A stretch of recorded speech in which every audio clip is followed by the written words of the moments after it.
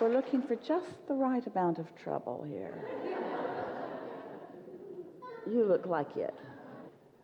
Hello. Oh, it took me all day to get here. So do you think you're better now? Do you think that you are more ready to receive now than you were earlier in the day? Yes, the answer is yes. Yes. So was anything amiss during all that time? So rather than it took me all day to get here, don't you want to say here at the perfect time? Yes. Yeah. Okay. I have one question. We have one answer. And you all know what it is. So this happened to me last time that I came here. I had a couple questions a few weeks before the seminar was coming up. And then as the seminar was getting closer, the question kind of dwindled, or the need to answer it, or the urge behind it kind of went away. And then by the time I get here, I don't have a question anymore. Well, that happens to everyone, especially at this point in the program, because every question that you have has been answered many times already here. And so the thought about it feels different in the knowing form than in the questioning form. Yes. Think about that. The subject's still active within you, but what is absent is the not understanding. What's absent is the resisting. It goes back to the story that we told earlier about the woman who only thought she wanted something when she was feeling the discomfort of not having it. It's like questions feel sort of edgy, where answers feel more satisfying. And so you've just moved into knowing rather than in not knowing. How do I do that more? Never leave this room.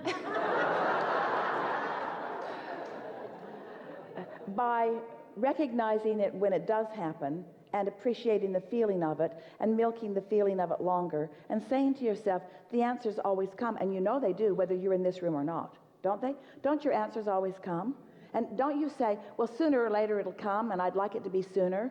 And so the way you make it sooner is by just doing a better job of tending to your vibration, making lists of positive aspects and making lists of things that you appreciate and basking more and not spending much time thinking about important things unless it's early in the day and you know you're feeling good.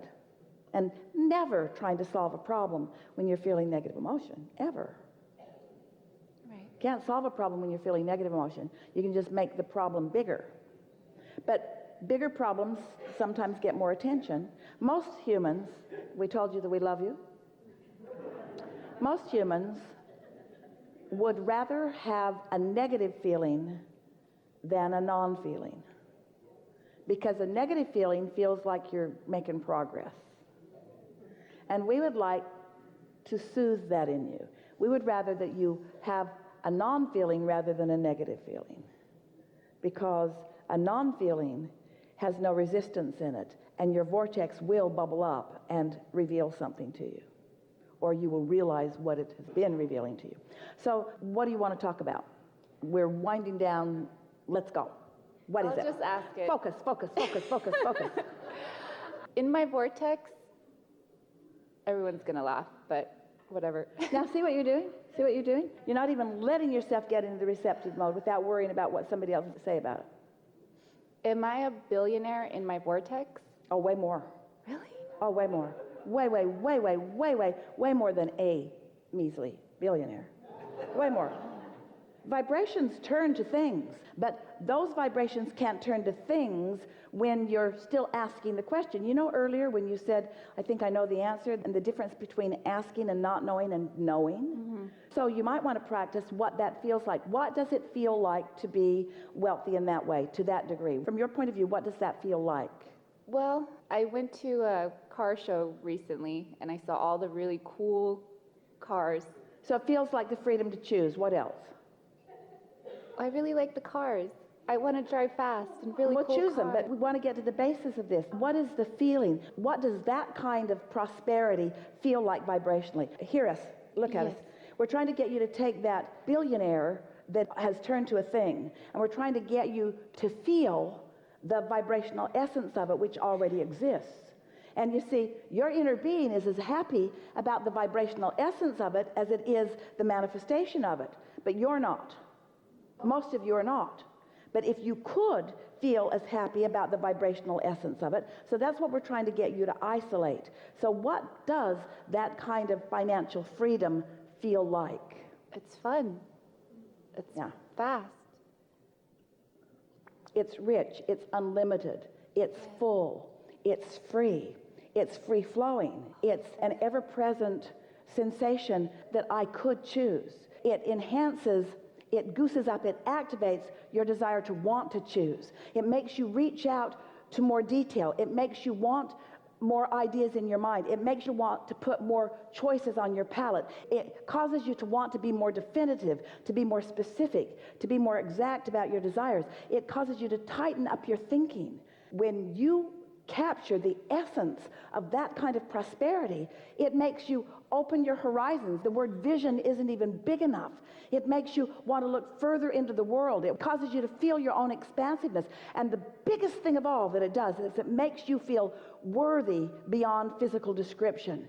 Because if you can turn that idea of that kind of manifested prosperity into the uncondition of the vibration, oh, you're in that place where you're now ready to let the universe yield to you. You see, you couldn't buy with your billions the concentration that Source has upon you. You can't buy that. You can't take your things and turn it to that vibration. The vibration turns to those things, but you can't take your things and turn it to that vibration. But you can accomplish that unconditional vibration just by knowing it exists. And it's the reason that we talk to you the way we do about the laws of the universe. It's the reason that we attempt to help you feel the realness of this vibrational reality that you can't see. It's why we want to help you know that it's real, even though you can't yet translate it into the billions or into the manifestation. So now that you are understanding a bit more who you are and why you're here, and that you are an extension of that, and that you are rich beyond physical interpretation, and that you are unlimited, and that the universe is responding to your every thought. That's how important you are. And as you begin to define your thoughts and to use the assistance of your inner being to feel where your thoughts are, and then you watch those fledgling thoughts turn to things, and those fledgling thoughts turn to things, and these even bigger thoughts turn into things, and these bigger thoughts turn to things. In time, you realize there are no limits, that nothing is off limit, that anything that you want can be. But now you're not mixed up. You're not trying to find the feeling because you found the billions first. You're letting the billions come from the feelings. That's what deliberate creation is. Because it's not things turning to thoughts. That's the way humans want to do it. They want to look around at things and think about them. But that's just regurgitation. You're a creator. You're not a regurgitator. You want your thoughts to turn to things. You want your vibrations to turn to thoughts. That's happening. That's step 2. You don't have to do that. Your vibrations are turning to thoughts. But you got to get into step 3, which is the receptive mode, so that you can begin translating those vibrations and those thoughts into those manifestations. And with everything you manifest, got lots of stuff, don't you? With everything you manifest, you begin to understand more and more. It wasn't the accumulation. It wasn't the ending place. It was the experience of the unfolding that you're all about anyway. That you're all about all day anyway. That receptive mode, once you get there and hang around in there a little bit, you won't want to go back. You won't want to go back to a time that you were less focused or less aware of how you feel or less willing to gravitate toward the thoughts that feel better. You just will be unwilling to watch the movie that scares you or have the conversation with a friend that bums you out. You just start really wanting to tend to that precious alignment, because that precious alignment is life in the way you mean for it to be. Really good, really good.